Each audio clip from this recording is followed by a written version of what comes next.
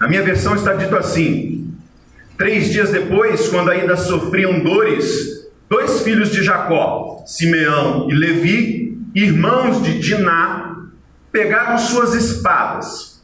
E eu quero que a partir de agora você preste muita atenção em todos os verbos que eu vou destacar, para que você guarde.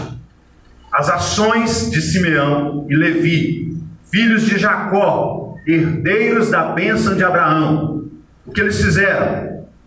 Pegaram as suas espadas e atacaram a cidade desprevenida, matando todos os homens.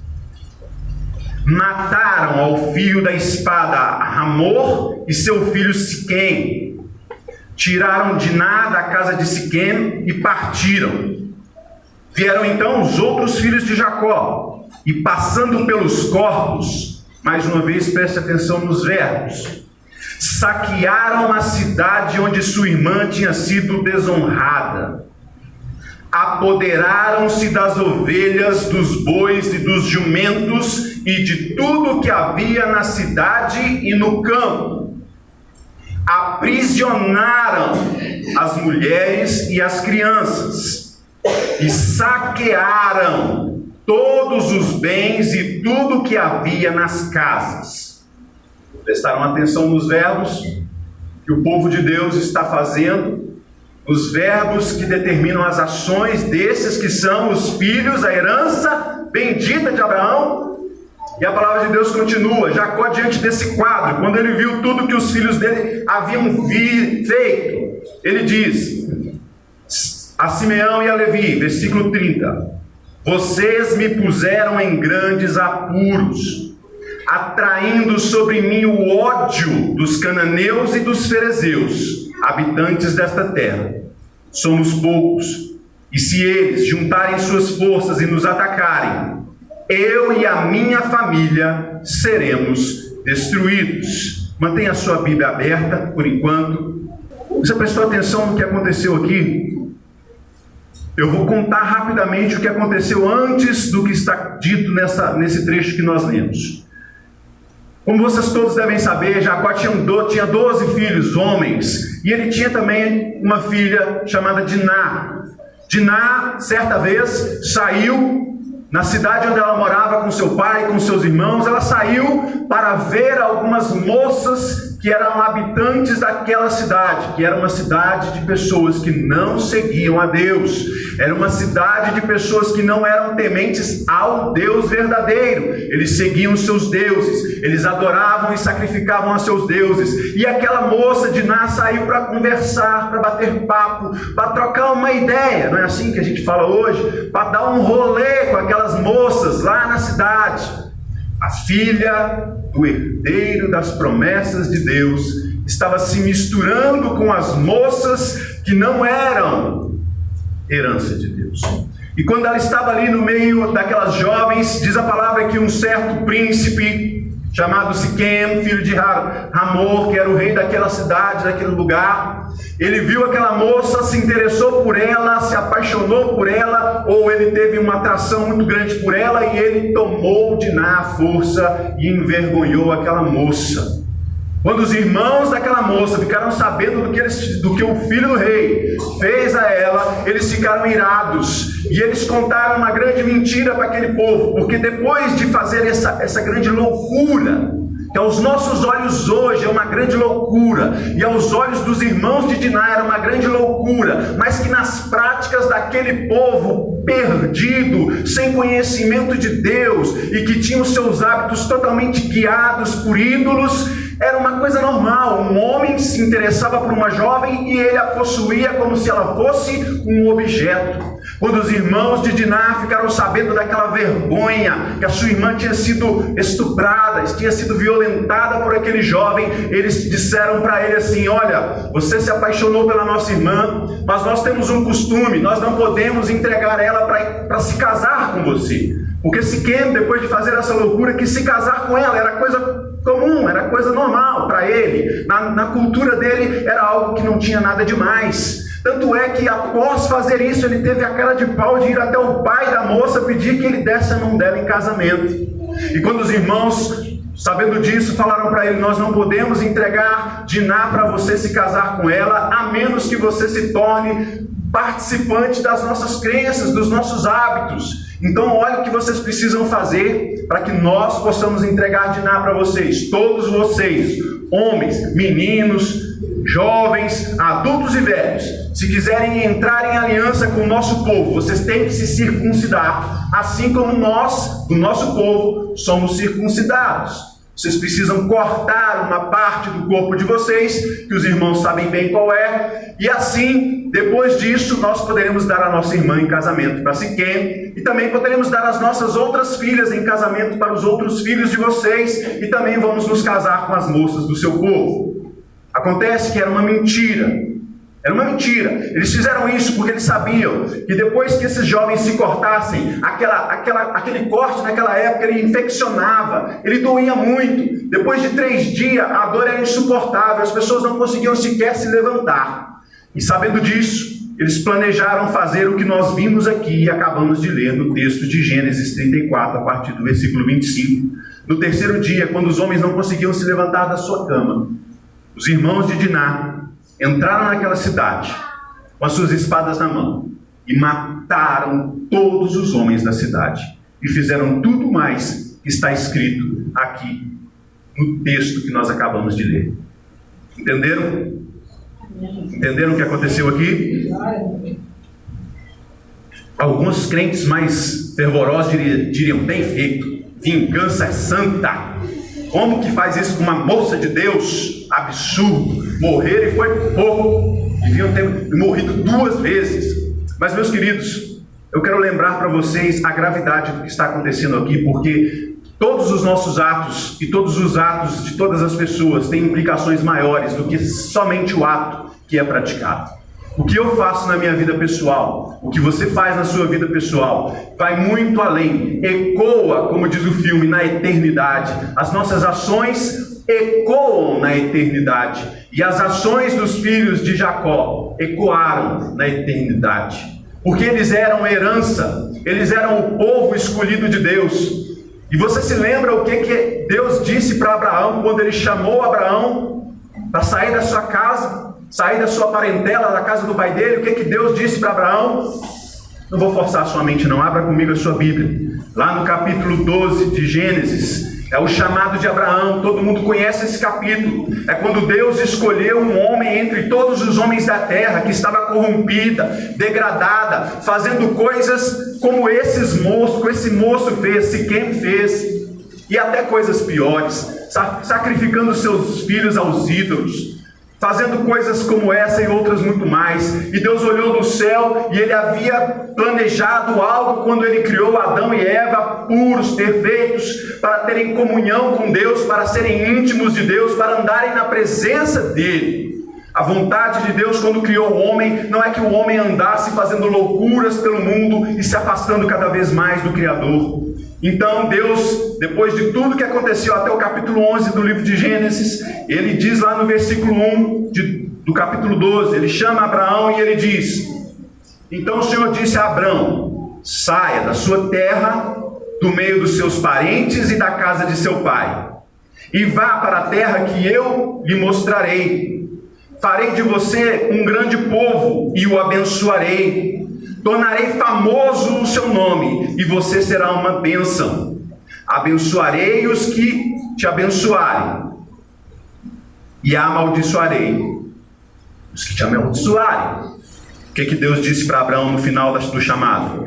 E por meio de você, Abraão, todos os povos da terra serão benditos, abençoados. A vontade de Deus ao chamar Abraão não era fazer da família de Abraão uma única família abençoada sobre a terra.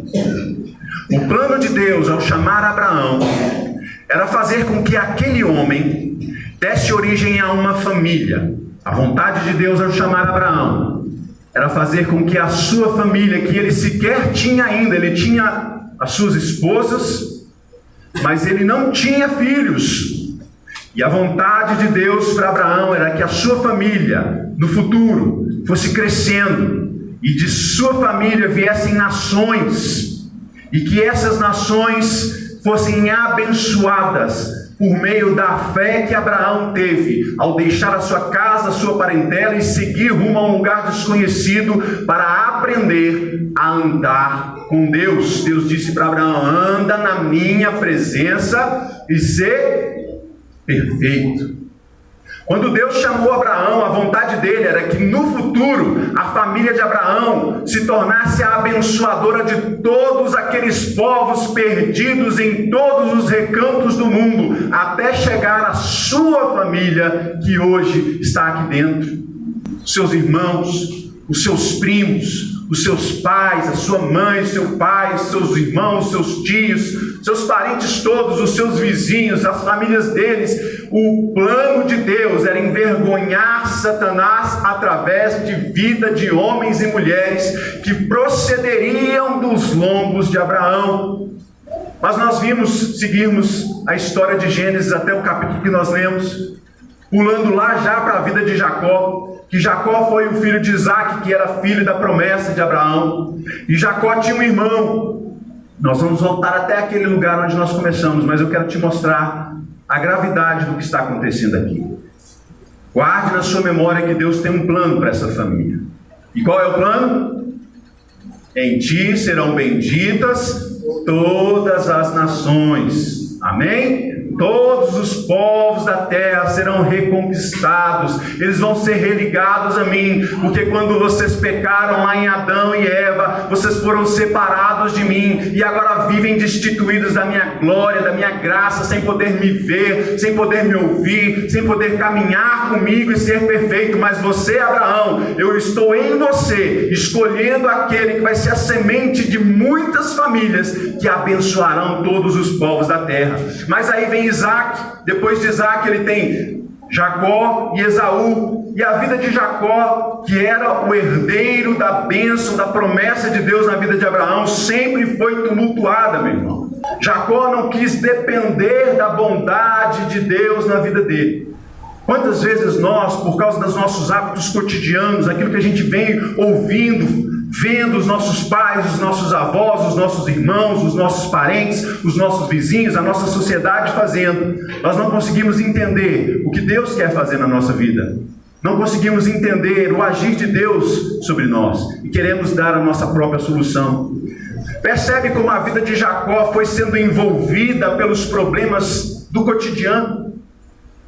Você pega a história de Jacó, desde o momento em que a Bíblia começa a contar a história dele, até agora você não vê Jacó fazendo nada, absolutamente nada, para ser aquele que abençoaria todas as nações por onde ele passasse. O que você viu Jacó fazendo para abençoar os povos por onde ele passava? Meus queridos, essa história chegou aqui ao ápice. Aquele que era para ser o abençoador de todas as nações gerou 12 filhos. E esses 12 filhos, que deveriam gerar 12 tribos que abençoariam as nações do mundo inteiro, está matando, roubando, saqueando, tomando posse do que não era deles, se vingando por causa de uma loucura de um jovem apaixonado, matando uma cidade inteira, saqueando todos os bens daquela cidade e levando cativas, escravas, as esposas e as filhas daqueles jovens que não tinham nada a ver com o que quem tinha feito. Essa é a medida da justiça dos jovens que deveriam ser aqueles que abençoariam todas as nações da terra. E agora nós vamos falar sobre avivamento. Agora eu quero falar sobre avivamento. Porque sabe o que é avivamento, meu filho? Avivamento é quando você tem um chamado. Você tem um chamado? Você tem um chamado de Deus? É quando você tem esse chamado. Porque se você não tem esse chamado, essa palavra não é para você. Ninguém que não tenha um chamado pode ser avivado. Jacó tinha um chamado, assim como Isaac tinha um chamado e Abraão tinha um chamado. Avivamento é quando você, primeiro, tem um chamado.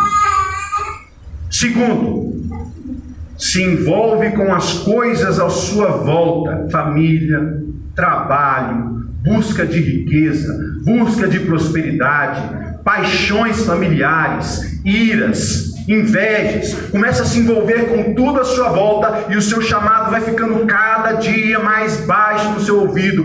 O chamado de Deus na sua vida vai ficando cada vez mais apagado e você começa a se esquecer de qual é a sua identidade, porque a partir do momento que Deus te chama para andar com Ele e ser família de Deus, nós cantamos aqui: eu não sou mais escravo do medo, eu sou filho de Deus. Não foi isso?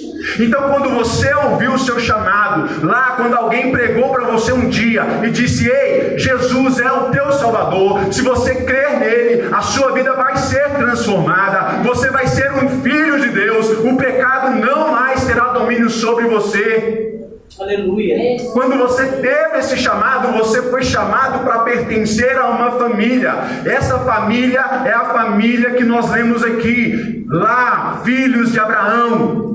Você é um descendente espiritual de Abraão, e o seu chamado é para que você abençoe todas as nações da terra. Jesus disse: eu vou subir, mas vocês ide por todo mundo, pregai o evangelho a toda criatura. Todo aquele que crê será salvo. Esse é o teu chamado. Quando você tem esse chamado, mas começa a se esquecer disso no seu dia a dia. Levi e Simeão, ninguém poderia dizer que eles não tinham um chamado. Levi, inclusive, é aquele do qual dos seus lombos viriam a tribo sacerdotal. Ele deveria ser aquele que faria o serviço na casa do Senhor, que oraria, que louvaria o Senhor e que buscaria a face de Deus para abençoar todas as nações à sua volta. Mas nós chegamos aqui no capítulo 35, 34 do livro de Gênesis, e até agora 3 gerações já se passaram e nenhuma nação foi abençoada pelo ministério e o chamado de Abraão, Isaac e Jacó. Eles haviam recebido promessas de prosperidade e Deus estava cumprindo a sua parte do acordo. Porque Deus disse: anda comigo e ser perfeito, e eu vou te multiplicar. E ele foi multiplicado, não podia ter filho, e com idade avançada teve um filho da sua própria carne. E depois teve outros. Deus estava cumprindo a promessa na vida de Abraão. Mas Abraão não estava cumprindo com a sua parte da promessa. Deus está cumprindo a promessa dele na sua vida, que foi chamado para abençoar todas as nações da terra. E eu te pergunto: você tem cumprido a sua parte na promessa? Você tem cumprido a sua parte como abençoador de todas as nações? Mas veja o que eu quero frisar e já encerro essa mensagem dessa noite. No capítulo 35. Nós vamos encontrar o avivamento que nós tanto queremos. E não é uma coisa de pular, sapatear, gritar, espernear, orar em línguas. Isso não é avivamento. Isso é vida comum de crente. Isso é beabá de crente. Quem entra para o reino de Deus, quem entra para a família de Deus, ora, se empolga na presença de Deus, grita, louva, sapateia, enche-se do Espírito. Isso é beabá, isso é papinha de crente. Isso não é avivamento. Avivamento é quando você tem um chamado, se envolve com as coisas desse mundo, com o seu emprego, com os problemas na sua família, com os problemas na sua vizinhança, com os problemas de saúde, e se esquece de cumprir a sua parte no chamado de Deus na sua vida. Mas Deus, o que Deus está dizendo para você nessa noite, está lá no capítulo 35, a partir do versículo 1. Deus chama Jacó depois de tudo parecer perdido. Pensa numa situação complicada, irmão. Jacó estava no meio de povos bárbaros, violentos. E ele mesmo disse: eu estou, com perdão da palavra, lascado. Vocês me meteram em uma fria. Eu estou numa grande rascada porque vocês fizeram loucura. Eles vão matar a gente, e ia mesmo. E Jacó não tinha forças para enfrentar os seus inimigos. Ele ia morrer. Mas Deus, calmamente, no próximo capítulo, ele chama Jacó, mesmo diante de todas as dificuldades, de todas as impossibilidades. de todas as improbabilidades na vida de Jacó. Ele chama Jacó e simplesmente diz: ei Jacó, disse Deus a Jacó, capítulo 35, versículo 1, levanta-te, sobe a Betel e habita ali, faze um altar a Deus que te apareceu quando fugias da presença de Esaú, teu irmão. Preste atenção nessas palavras, já estou encerrando. Disse, pois, Jacó de sua casa e a todos os que estavam com ele: livrem-se dos seus deuses estrangeiros que estão entre vocês, purifiquem-se e troquem de roupa, venham, vamos subir a Betel, onde farei um altar ao Deus que me ouviu no dia da minha angústia e que tem estado comigo por onde tenho andado. Olha o testemunho de Jacó. Ele está dizendo: ele tem sido fiel à aliança que fez comigo, mas eu e vocês não. Então entregaram a Jacó, presta atenção no que está acontecendo e que não aparece no texto até agora. Entregaram a Jacó todos os deuses estrangeiros que possuíam e os brincos que usavam nas orelhas. Meus queridos, o povo de Deus estava carregando deuses estranhos no seu meio. Os filhos da promessa de Deus, a família santa de Deus, aqueles que iriam abençoar todos os deuses da terra, todas as nações da terra, estavam se contaminando com os deuses das nações. Ao invés de abençoá-los, estavam sendo amaldiçoados por eles. Aqueles que deveriam ser os guardiões da promessa de Deus estavam carregando deuses falsos, estátuas, imagens de escultura que adoravam outros deuses. E quando eles entregaram tudo, Jacó enterrou ao pé da grande árvore, versículo 4, da grande árvore próxima a Siquém, onde eles fizeram a loucura.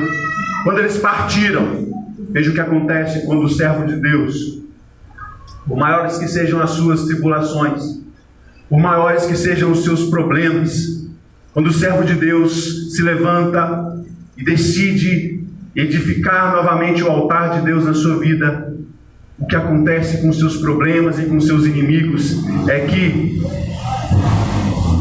quando eles partiram, o terror de Deus caiu de tal maneira sobre as cidades ao redor que ninguém ousou perseguir os filhos de Jacó. Lá no versículo 7, nesse lugar construiu um altar e lhe deu o nome de El Betel, porque ali Deus havia se revelado a ele quando fugia do seu irmão.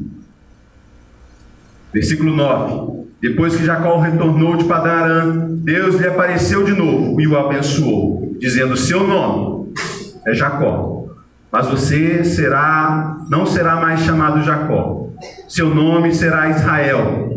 Assim lhe deu o nome de Israel. Deus ainda lhe disse: vou renovar contigo meu pacto. Ele disse: eu sou o Deus Todo-Poderoso. Seja prolífero e multiplique-se. De você procederão uma nação e uma comunidade de nações, e reis estarão entre os teus descendentes. A terra que dei a Abraão e a Isaque dou a você e também aos seus futuros descendentes darei esta terra. A seguir, Deus elevou-se do lugar onde estivera falando com Jacó. Jacó levantou uma coluna de pedra no lugar em que Deus lhe falara e derramou sobre ela uma oferta de bebidas e a ungiu com óleo. Jacó deu o nome de Betel ao lugar onde Deus tinha falado com ele. Betel significa casa de Deus. Jacó estava longe do seu chamado. Ele havia se encontrado com esse Deus lá no passado, quando fugia. E ali ele havia tido uma visão de Deus. E ali passou a se chamar Betel. Mas Jacó estava andando longe de Betel. Jacó estava andando, e como o pastor disse muito bem aqui, quando ele estava apresentando a criança, não só Jacó andou por caminhos distantes da casa de Deus, como ele também ensinou os seus filhos a andarem longe da casa de Deus. E por causa disso, os filhos de Jacó estavam matando, saqueando, roubando, sequestrando e fazendo todo tipo de coisas que não se espera que aqueles que são os abençoadores de todas as nações devem fazer. Mas Jacó passou por um grande avivamento. Quando ele passou pelo pior momento da sua vida, ele despertou e Deus apareceu para ele e disse: volta lá e constrói novamente o altar. Construir o altar. Construir o altar, meu querido. Você pode se colocar de pé? Se você não puder, pode permanecer sentado, não tem problema. Aqueles que podem, se coloquem de pé. Meus queridos, construir um altar naquela época significava voltar a ter comunhão com Deus. Não havia templo, não havia livros sagrados, não havia Bíblia, não havia nada disso. O altar era o centro da vida com Deus. No altar se ofereciam os sacrifícios. E Deus disse para Jacó: olha, você está com o seu altar destruído. Você está com a sua vida destruída na minha presença. Volta lá, recomeça. Nós vamos recomeçar. Não importa como esteja a sua vida hoje, se você tem um chamado, se você está por algum motivo envolvido com tantas coisas e se esquecendo do seu chamado, o Senhor quer restaurar. Ele sempre está pronto a restaurar o seu chamado na sua vida. E enquanto a vida, Deus está de braços abertos e estendidos como o Pai, esperando o filho pródigo, perdido, longe. Enquanto há vida, há esperança. A esperança de um avivamento genuíno, onde você vai reconstruir o seu altar na presença de Deus. Reconstruir o seu altar na presença de Deus é o avivamento que Deus espera de você. Que você retorne ao seu chamado, tenha consciência dele e entenda que você foi chamado para abençoar todas as nações da terra. Então nessa noite nós vamos fazer diferente. Eu não vou orar por você. Você que entendeu essa mensagem, você vai, um símbolo de restaurar o seu altar, estender as suas mãos para algum canto que Deus vai tocar no seu coração. Você vai virar para o meu lado, para o lado de lá, para o lado de cá, para lá. Você é um abençoador de nações. Você vai restaurar o seu altar agora, vai estender a sua mão e vai dizer: ei Senhor, eu entendi que fui chamado para abençoar as nações, e é agora que eu vou começar a reconstruir o meu altar. Eu vou estender a minha mão para a minha família, eu vou estender a minha mão para o meu trabalho, eu vou estender a minha mão para todos os meus problemas e vou abençoar as pessoas à minha volta. Pode começar, meu querido, não dependa de mim, porque o seu chamado é entre você e Deus. Eu vou fazer a mesma coisa para que Deus use a minha vida para ser um instrumento de abençoar as nações. Abra sua boca e profetiza a bênção sobre as nações, meu querido. Pastor Rafael.